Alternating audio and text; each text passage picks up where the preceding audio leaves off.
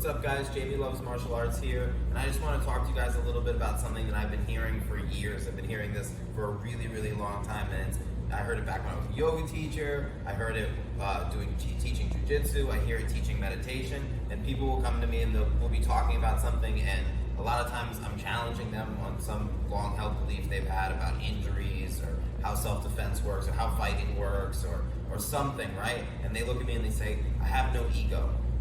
And I want to talk about why this is really an untrue statement, and it's actually sort of a little bit of a red flag. So, an ego is our conscious idea of ourself, okay? The ego is our conscious idea of ourself, and it's impossible not to have a conscious idea of yourself.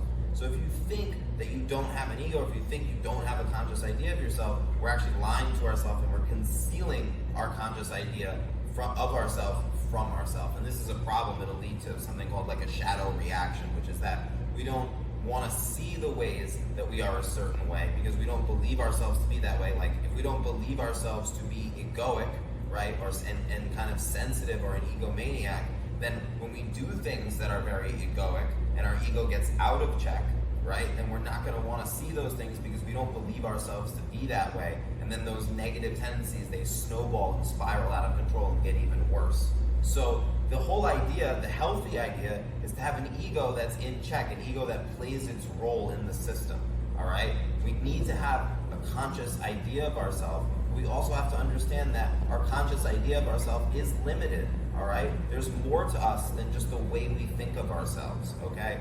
If we think of what we think of as ourselves as being the whole thing, then again, we're setting ourselves up with an inaccurate self-image. So we want to have an accurate self-image. We want to try to understand ourselves as best as possible, and the best way to go about doing that is to acknowledge that we cannot possibly understand our entire self from the perspective of our conscious self.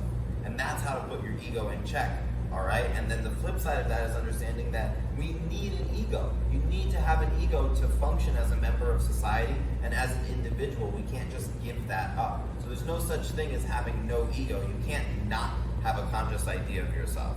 So that's a little bit of an explanation about these ego shadow dynamics and a little bit of reprimanding people for saying and talking about it in the wrong way. Thanks for listening, guys.